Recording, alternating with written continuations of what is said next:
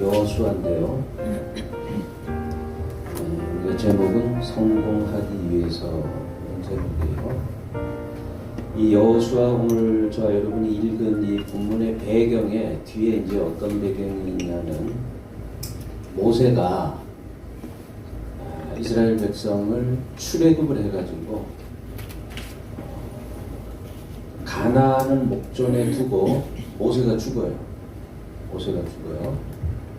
그리고 모세의 후계자 여호수아가 그 백성을 데리고 가나안을 지금 들어가야 되는 그 절대 절망의 아주 그 간절한 그 대목에서 하신 말씀이거든요. 모세가 왜 죽었느냐? 모세는 뭐 100살 이상 살만한 사람인데 100살 이상 뭐 충분히 살 사람인데 죽었거든요. 어디서 죽었느냐? 그 고생하면서 가나안을 땅을 밟지 못하고 죽어요. 가나안 코앞에서 죽어버리거든요. 이게 모세 입장에서 얼마나 억울하겠어요. 모세가 왜 죽었냐면 그 반석 사건 때문에 죽어요. 물이 없어가지고 이스라엘 백성이 그렇게 원망을 하고 모세를 돌로 쳐 죽이려고 그러죠. 죽일 데가 없어서 광야에서 우리를 죽이느냐? 물이 없으니까. 그래서 모세가 하나님께 간절히 기도하죠. 물을 좀 달라고. 내가 죽게 생겼다. 저 백성에게 맞아 죽게 생겼다. 그랬더니 하나님의 처방전이 반석을 쳐라. 반석에 너희 지팡이를 대고 물을 달라고 해라. 근데 모세가 그 반석을 쳐버리잖아요. 이렇게. 근데 치기 전에 뭐라 그러냐면은 모세가 자기 백성에 대해서 굉장히 막 야단을 치고 화를 내고 막 그래요. 이 개같은 놈들이 이렇게 말이야 은혜 속에서 이렇게 매기면서 여기까지 왔는데 물이 없다고 이래 하면서 막 이제 막 난리를 치죠. 모세가 그 혈기의 사람이거든요.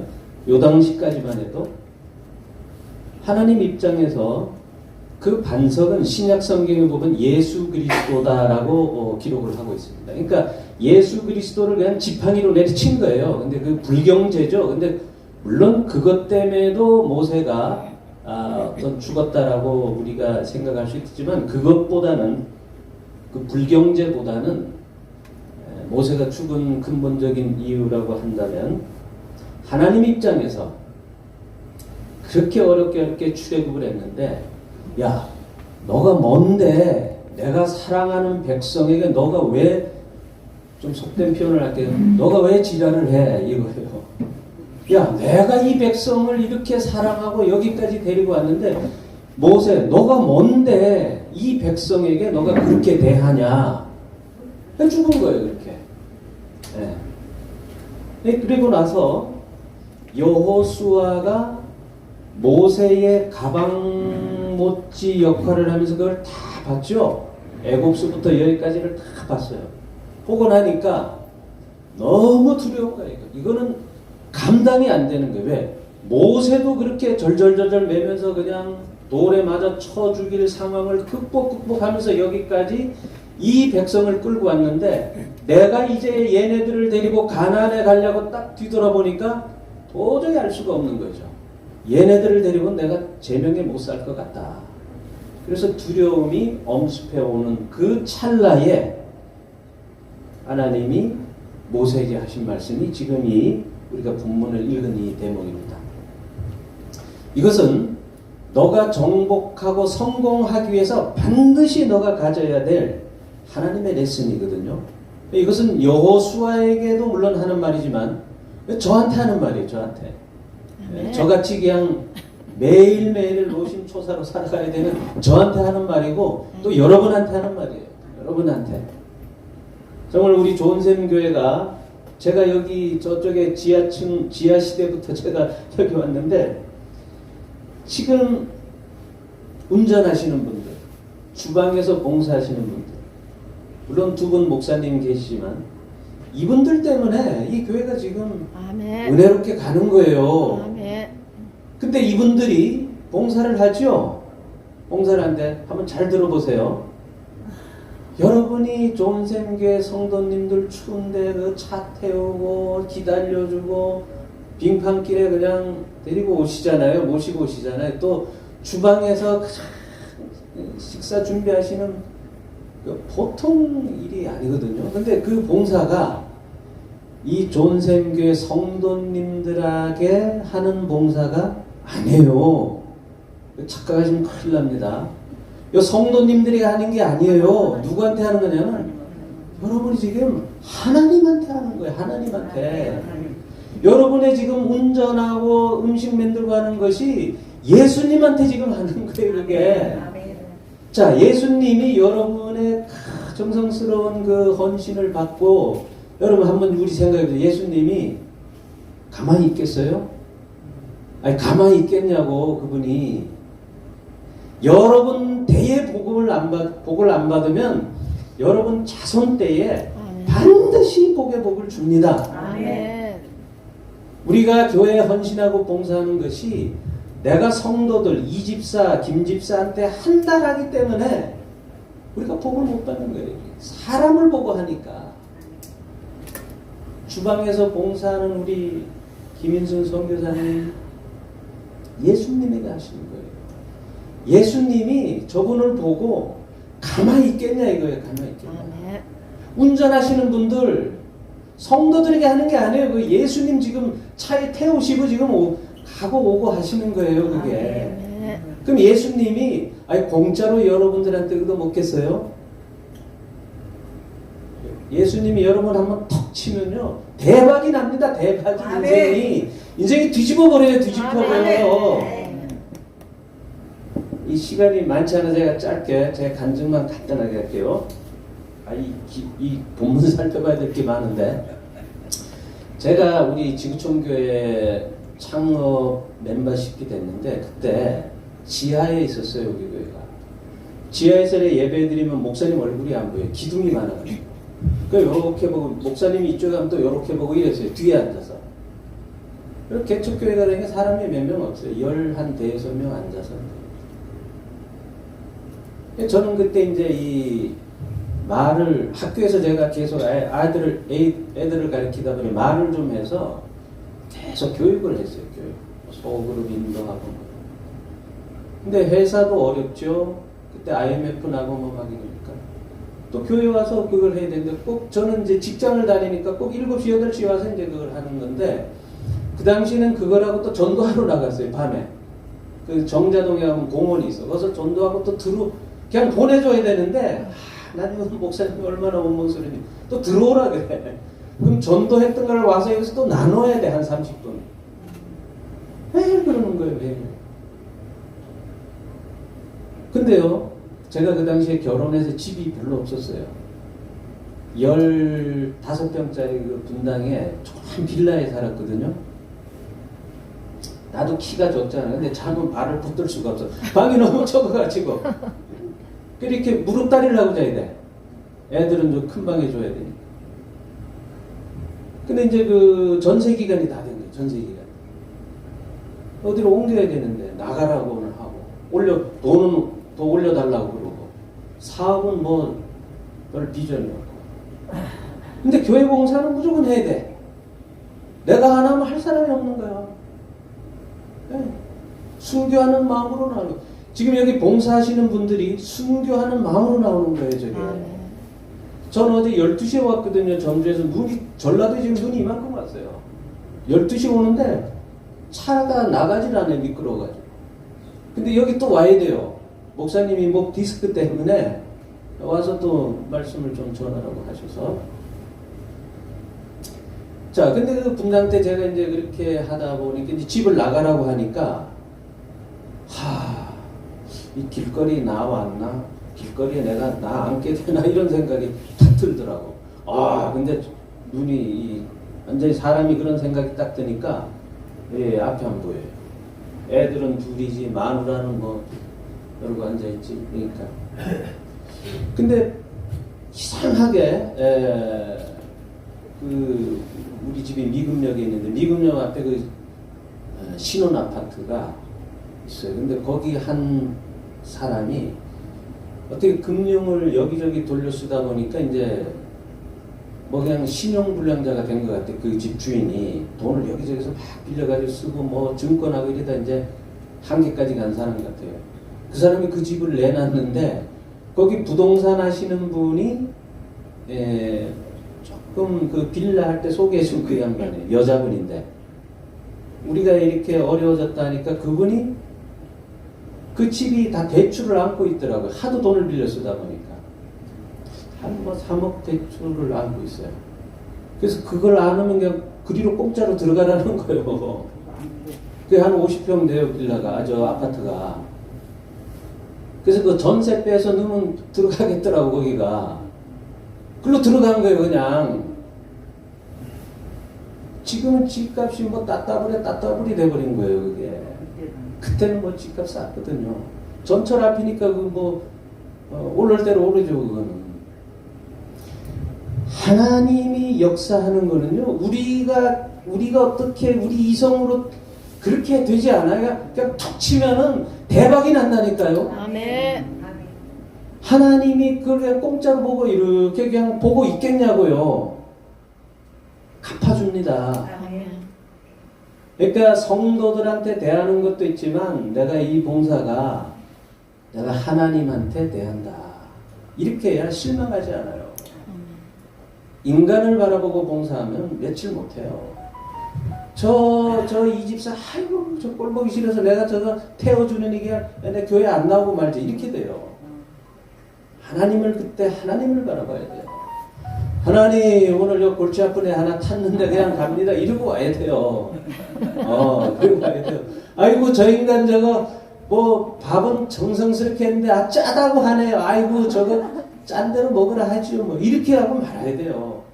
밥을 왜 이렇게 짜게 해서 그러면, 옛날의 얘기입니다. 토라져서 그분이 그 다음에 뭐 없어요. 밥 안 해.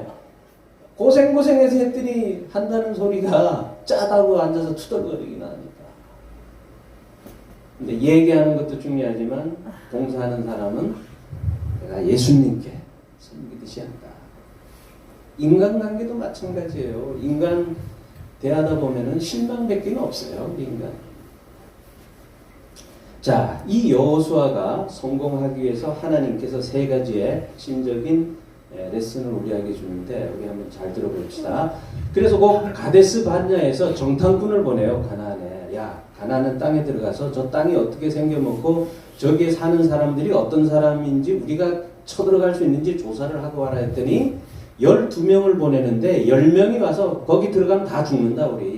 우리보다 키가 한 2배는 되고 뭐 무기도 철무기고 우리는 그 잽도 안 된다. 우리는 걔네들에 비하면 메뚜기도 안 돼. 이렇게 10명이 보고를 하고 여호수아와 갈렙은 충분히 쳐들어갈 수 있다라고 거기에 열매를 따다 보여주면서 이런 열매가 나오는데 우리가 여기서 포기할 수 있냐. 이런 장면이 가나안을 놓고 지금 이제 여기서 벌어진 거예요. 모세는 이제 죽어나가고 거기서 하나님이 어떤 말씀을 하냐면 신명기에 보면 내가 너희들이 말하는 대로 해주겠다 그래요.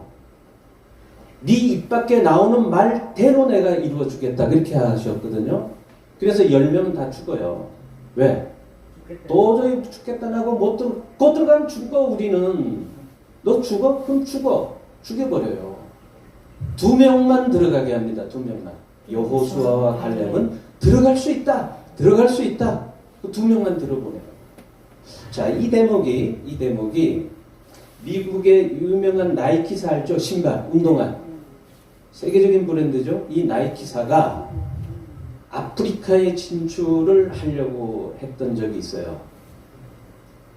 우리가 이 나이키 신발이 원체 이제 세계적인 브랜드가 되니까 야, 아프리카에도 우리 지사를 만들고 거기도 가서 물건을 팔자. 이럴 때 나이키 CEO가 이 사진을 아프리카로 보내요. 야, 너희들 가서 아프리카 시장 조사를 좀 해봐라. 아프리카에서 우리 나이키가 먹히는지 안 먹히는지가 시장 조사를 하라 했더니 그 이사진이 3명이 가서 조사를 합니다. 그리고 와서 보고를 해요. 어떤 보고를 하냐면 지금 이 여호수아에게 보고했던 거 똑같은 보고를 합니다. 첫 번째 이사는 대표님 아프리카에 가서 조사를 했더니 걔네들은 다 샌들 신고 다녀요. 나이키 신을 신지 않아요. 걔네들은 맨발로 다니는 애들이 무슨 나이키 신습니까? 이렇게 보고를 하는 거가 있고, 그래서 우린 거 들어가면 망합니다. 들어가지 맙시다. 이런 사람이 있고, 두 번째 이사는 거기 갔더니 다 맨발 벗고 다니니까 나이키 들어가면 다 나이키 신을 겁니다. 신발도 없이 그 더운 땅에 어떻게 다니겠어요? 나이키 다 신을 겁니다. 거기 들어가면 대박이 납니다. 이렇게 보고하는 이사가 있고, 한 명은 그럴 수도 있고 저럴 수도 있고 양다리 거치고 있는 이런 세 명의 보고를 해요. CEO가 두 번째 사람의 선택을 합니다. 들어가요. 그래? 야, 거기 다 신발이 없어? 야, 그럼 우리 들어가면 대박 터지겠네 하고 들어간 거예요. 거기서 대박이 난 거죠. 나이키가. 여호수아가 가나안 정복을 앞두고 염탐꾼을 보내 탐정했던 것과 똑같은 상황이 일어난 거죠.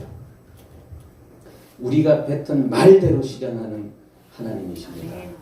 그렇기 때문에 우리는 부정의 말을 해서는 안 돼요. 긍정, 초긍정의 말을 해야 돼요. 왜? 그대로 되기 때문에.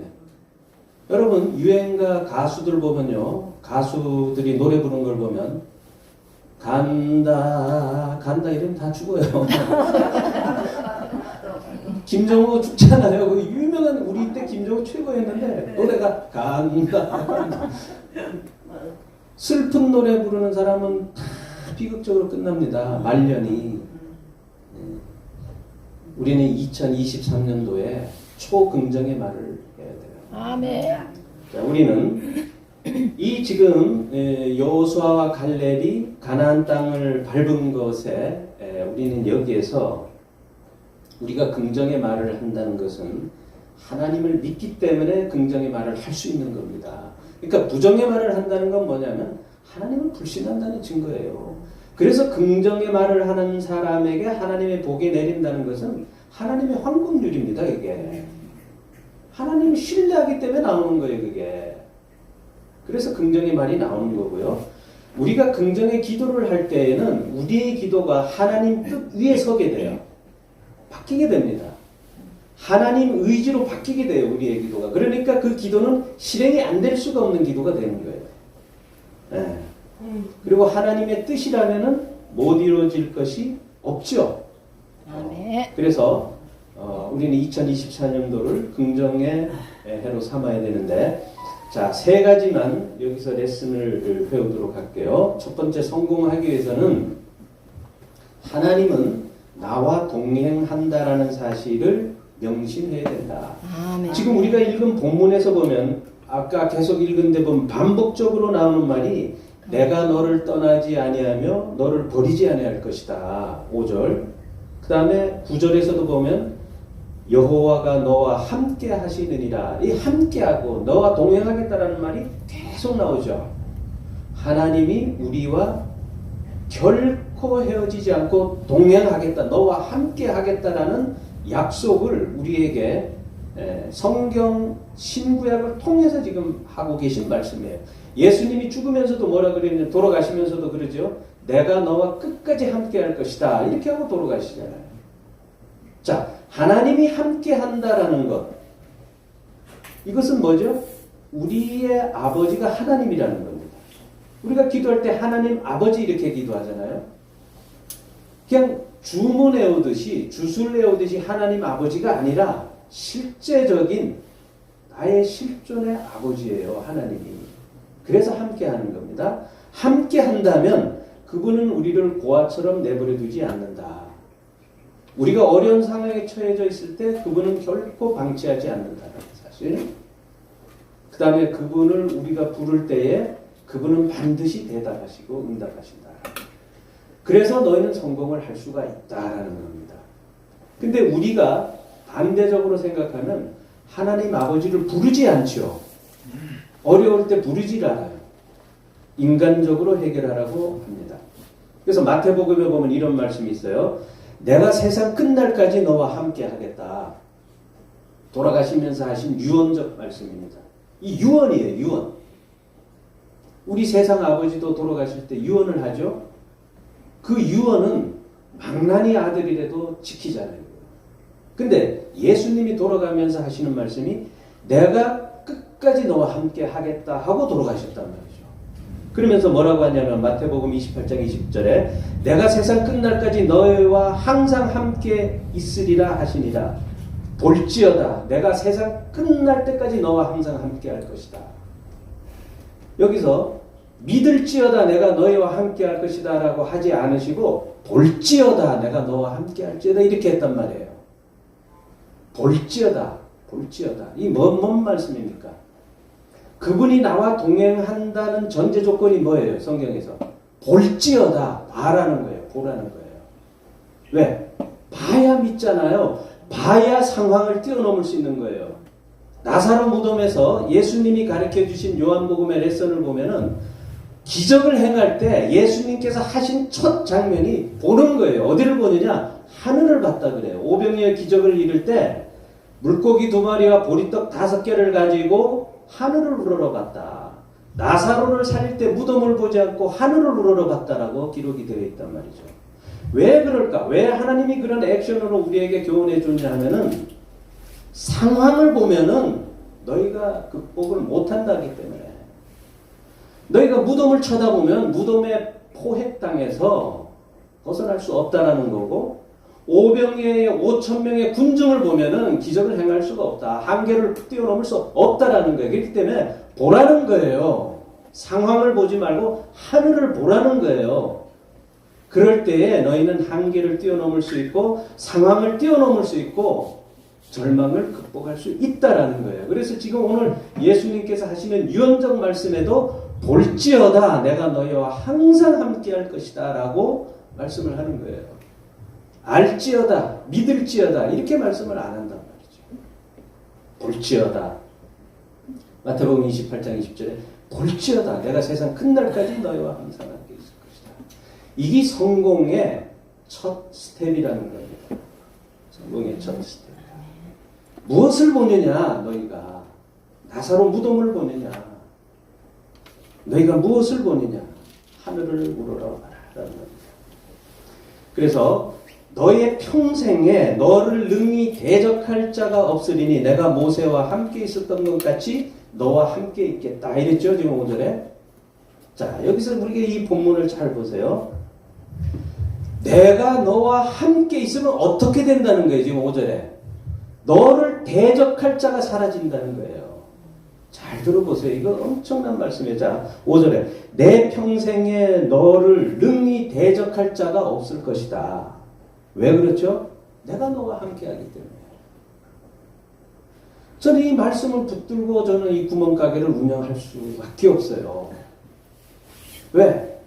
저의 가장 큰 모토는 경쟁하지 않고 독점하는 회사거든요. 치열한 경쟁에서는 뭐 넉다운이 됩니다. 경쟁하지 않고 독점해라. 경쟁하지 않고 독점해라. 그러면 뭡니까? 하나님이 함께 해야 가능한 거죠. 능히 대적할 자가 없어야 되니까. 하나님을 보시기 바랍니다. 그렇다면은 우리를 억누르고 있는 사단과 악의 세력은 우리에게 침략당하는 문에 불과한 거예요. 여러분, 우리 몸을 엄습하는 질병이 사단의 장난질이란 말이죠. 하나님을 바라봤을 때 마귀는 우리에게 역사할 수가 없습니다. 이거. 바라봐라 하는 거죠.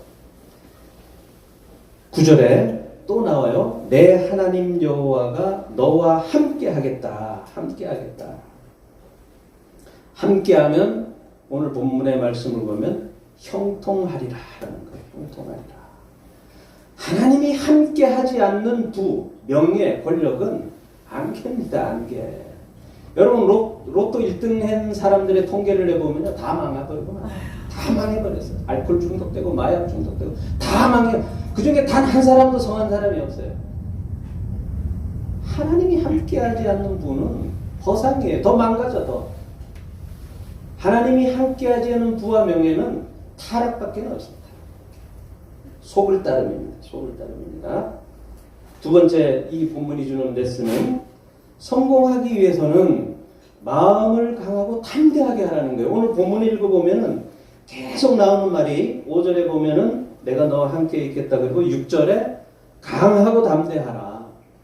그 다음에 7절에 또 나오죠. 강하고 극히 담대하라. 8절에 보면은 주야로 묵상하라. 그 다음에 9절에 보면 강하고 담대하라. 두려워하지 말고 놀라지 말라. 이렇게 나왔거든요. 그럼 성공의 두 번째 키워드는 뭡니까? 강하고 담대하라. 네 마음을 네가 꽉 잡고 지키라는 거예요. 아멘. 대단히 중요합니다. 대단히 중요해요.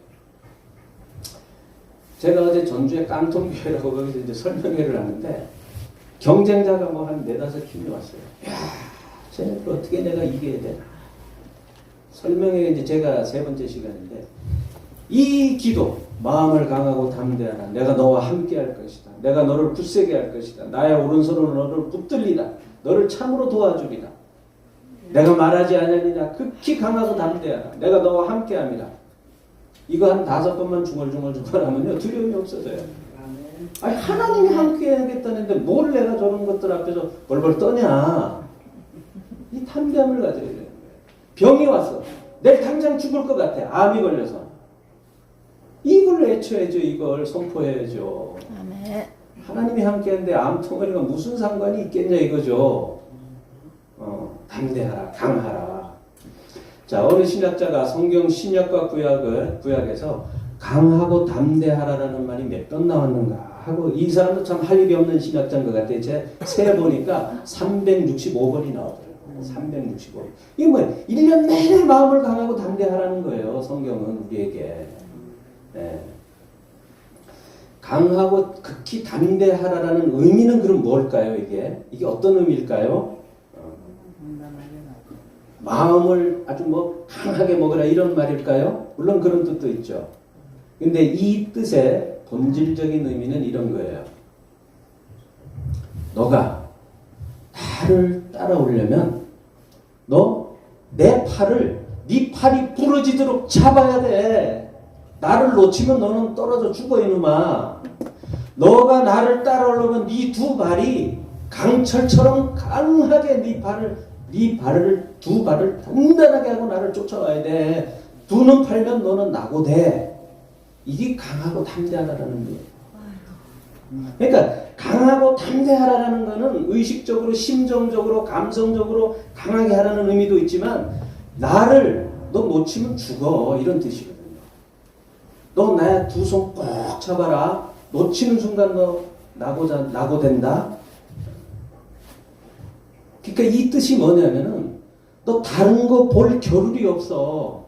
나만 초집중하고 꽉 붙들고 따라와야 돼. 이런 뜻이에요. 다른 거 보지 말라는 거예요. 다른 거 너 보는 순간 너 내 손 놓치게 돼. 우리가 놀이터 가면 꼬마 손 붙들고 엄마가 이렇게 가는데 얘가 한눈 파는 순간에 딱 놓으면 얘 미아가 되거든요. 지금 그런 말이에요. 나를 초집중하고 따라와. 마치 늑대가, 사자가 한 달간 굶어서 한 달간 얘가 밥이 없어. 못 먹어서 먹이래. 딱 보니까 토끼 한 마리가 나타났거든. 그럼 사자가 어떻게 할까요? 초집중하고 와서 잡아먹죠. 다른데 볼 겨를이 없어. 당장 죽게 생겼는데 얘만 보고 쫓아갈 거 아니에요. 그게 마음을 강하고 담대하라는 거예요. 그게 마음을 강하고 담대하라. 허술하게 붙잡지 말아라. 나를. 너 기도 허술하게 하지 말아라. 목숨 걸고 해라. 너 목숨 걸고 내 두 팔을 붙들어라. 너 목숨 걸고 네 두 다리를 강하게 해가지고 나를 쫓아와라. 이건 스트레스에 쩔어서 살다 보면은 스트레스의 노예가 되고, 돈과 권력에 쩔어 살다 보면 거기에 노예가 돼요. 우리는, 저와 여러분은 하나님의 노예가 되어야 됩니다. 하나님의 노예. 강하고 담대하라. 강하고 담대하라. 형통과 성공의 두 번째 가장 중요한 조건입니다.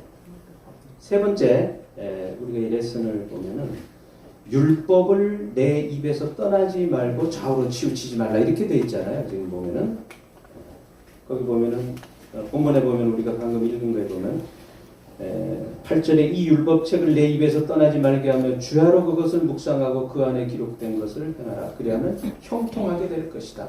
성공의 세 번째 레슨은 말씀을 너의 입에서 떠나지 말게 하라 이거거든요. 우리 현대인은 어떤 분이 이렇게 진단을 합니다. 현대인들은 팩트를 팩트로 보지 않고 팩트를 감정적으로 본다. 그래서 감정이 그 사람을 그르치고 실패하게 만든다. 이렇게 진단을 해요. 우리가 팩트를 그대로 보면은 실수하지 않는데 이 팩트를 감정적으로 바라봐요. 감정이라는 색안경과 안경을 쓰고 그 사건을 바라보다 보니까 그 사건을 바라볼 때 사실적인 것보다는 내 감정이 그 사실을 압도해버리고 지배해버려요. 그러니까 이 본질을 제대로 못 보는 거죠. 많은 현대인이 그런 오류를 범한다고 합니다. 왜냐하면 팩트에 감정이 인입이 되는 순간 그 팩트는 팩트가 안 돼요. 왜곡이 돼버려요. 불절이 돼버려요. 그러니까 이 좌우로 치우치지 말라는 이 말씀은 어떤 현상이나 사건에 네 감정, 희노애락을 얹지 말고 있는 그대로 바라보라는 거예요. 그러면 너가 해결할 수 있고 거기에서 네 중심을 지킬 수 있다 이런 말이거든요. 그럼 그 감정을 섞지 않고 팩트를 바라보기 위해서 전제 조건이 율법을 취하로 묵상하라는 거예요. 아멘. 여러분 전도서나 이런 거 읽어보면요. 굉장히 심오한 책입니다. 솔로몬이 말년에 다 즐긴 다음에 쓴 책이 전도서인데 여러분 시간 날 때 전도서를 한번 읽어보세요. 그 전도서에 솔로몬의 지혜가 녹아있는데 제가 봐서는 그것이 감성의 안개를 걷어내는 책이 아닌가 저는 개인적으로 이렇게 봅니다. 자, 성경을 좌우나 치우치지 말고 강조하고 있죠? 강조하고 있습니다. 감정을 잘 다스리는 말과 동일시됩니다. 왜냐하면 성경은 팩트를 팩트로 기술한 책이기 때문에 그래요. 성경 기자가 성경 기자의 감정을 넣어서 기록한 책이 아니기 때문에 성경이라는 책은. 그래서 톨스토이가 회심을 하면서 성경에 대해서 이렇게 평가를 해요. 그 사람은 대문호 아닙니까? 노벨상을 받은 대문학가가 아니에요. 근데 성경은 가장 평이한 언어로 서술되어 있는 책이지만 가장 심오하다. 이게 뭔 말이에요? 이게 팩트가 가장 정확하고 심오한 논술, 언어라는 거예요. 자기가 미사역으로 아무리 아름다운 소설을 쓰고 노벨상을 받아보니 성경은 거기에 대하면 성경은 따라갈 수가 없다. 그래서 이 율법은 성경책입니다. 지금으로 보면 이 성경을 항상 묵상을 하라. 근데 이 묵상이 메디테이트인데 영어로 메디테이트인데 이 메디테이트는 조용히 앉아가지고 중리 말이지 절에서 그냥 주문해오듯이 그게 묵상이 아니에요. 묵상이. 유진 피터슨이 쓴 이 묵상의 정의를 읽어보면 이렇게 되어 있습니다. 사자가 허기가 져서 뛰어가는 노루를 보고 그냥 시속 150km로 달려가서 노루 뒷다리를 콱 무는 것, 그게 메디테이트라. 그게 묵상이라는 거예요. 그러니까 성경을 묵상한다라는 의미는 뭐냐면은 그냥 앉아서 그냥 뭐 눈 반쯤 감고 뭐 이렇게 생각하면서 이게 아니라 목숨 걸고 성경 속에 뛰어들으라. 성경을 씹어 먹으라는 거예요. 배가 고파 죽겠는데 무슨 눈 감고 앉아서 지금 일을 새냐 이거예요. 이 메디테이트, 묵상이라는 뜻이 있고요. 우리가 성경을 붙들고 성경을 묵상하면 그 성경에 하나님이 나를 붙들게 돼 있기 때문에 그것이 그러기 때문에 성공의 조건이 되는 거예요. 아멘. 우리가 성경의 묵상에 빠지는 순간 성경에 살아계신 하나님이 우리를 붙들게 돼요. 아멘. 이 성경의 이 텍스트가 굉장히 과학적이죠. 하나님의 말씀을 뜯어보세요. 굉장히 과학적입니다. 왜? 그분이 나를 붙드니까. 내가 읽었을 때. 얼마나 성경이 과학적이고 논리적이고 이성적이고 합리적이냐 이거예요. 2023년 우리 세 가지를 기억했으면 좋겠어요.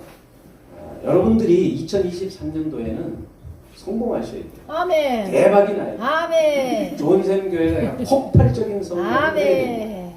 그래서 우리 세 가지 반드시 놓치지 말고 오늘 다짐하는 시간 됐으면 좋겠어요. 첫 번째, 율법책, 성경책을 반드시 우리가 묵상을 하자. 그냥 껍데기나 읽지 말고 그냥 씹어 먹을 정도로 묵상을 하자. 세 번째, 그 다음에 마음을 강하고 담대하게 하자. 감정적인 이런 것들을 하지 말고, 그 다음에 긍정적인 생각을 하자. 하나님이 함께 하기 때문에 우리는 긍정을 노래할 수밖에 없는 사람들입니다.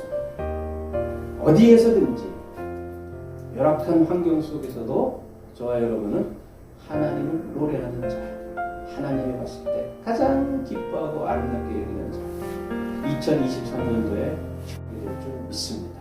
이런 축복이 저와 여러분 함께 하길 축원드립니다. 아멘. 아버지 하나님 감사합니다.